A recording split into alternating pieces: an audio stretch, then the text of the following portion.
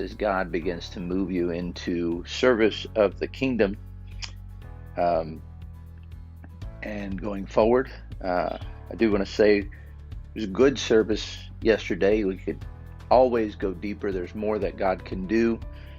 There was a leading of the Spirit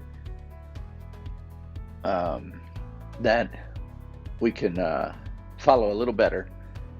But all in all, I hope that people's lives were touched, hearts were changed, and you received from God.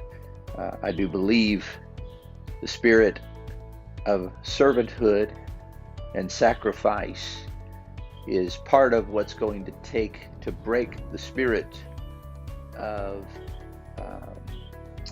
rebellion and unsubmittedness that is plaguing our society today. Today we're looking at wisdom. We are going to search after and run after wisdom today. And so Proverbs chapter 8, as we're going to start in verse 1, it says, "Does not wisdom cry out, and understanding lift up her voice? She takes her stand on top of the hill, beside the way where the paths meet. She cries out by the gates at the entry of the city, at the entrance of the doors. To you, O men, I call. My voice is to the sons of men. O you simple ones, understand prudence. O you fools, be of an understanding heart." And again in Proverbs chapter 1, verses 20 through 21, it says, "Wisdom calls aloud outside. She raises her voice in the open squares. She cries out in the chief concourses. At the opening of the gates in the city, she speaks her words." In Proverbs chapter 8, it presents a personification of wisdom. It opens with a call to hear and recognize the voice of wisdom. Solomon presents wisdom as a voice that cries out to the people as they go about their daily lives.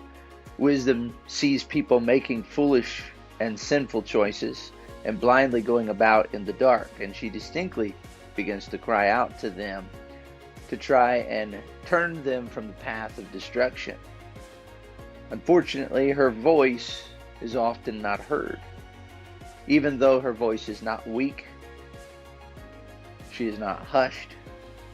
She screams out her message to those that would pass by and those that would listen. If you go on and read, many reject it, and she beckons even the more.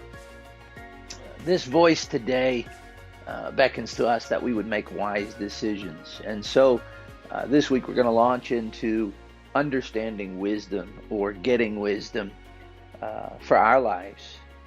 And the first thing I want to show you is that even in Proverbs chapter 8, it says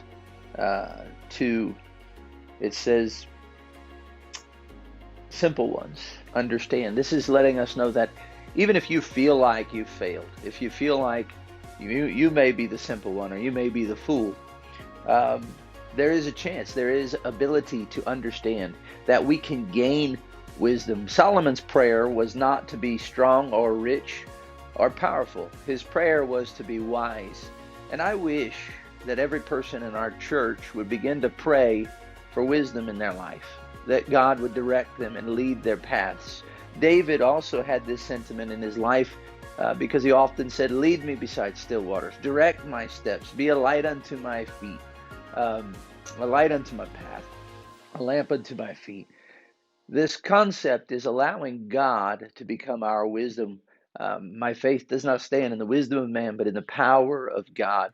And so as we begin to place our trust in God, and here is the real wisdom, it is not in having more knowledge. There's nothing wrong with knowledge, so don't misunderstand me.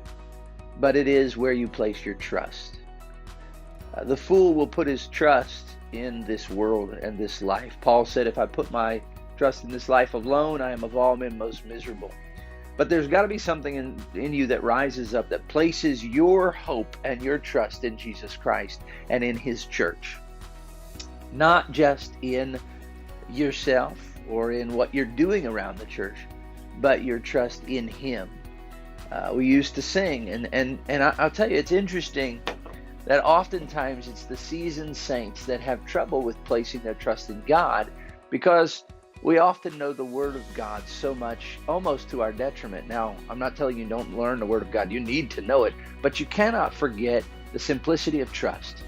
We used to sing, "My hope is built on nothing less than Jesus Christ and righteousness." And yet I've found many times that Christians who have been walking with God 10, 20, 30 years, 40 years, often get disgruntled because they begin to get frustrated about the little things, and they forget that their hope was built in nothing less than Jesus Christ. I want to encourage us today. The beginning of wisdom, and we're going to go into this in more detail, but the beginning of wisdom is in looking to Jesus Christ, the author and the finisher of our faith, and putting our trust in Him. And so I want to encourage you today as you face this Monday. For me, Mondays ought to be great days. They're not always great days, but they ought to be.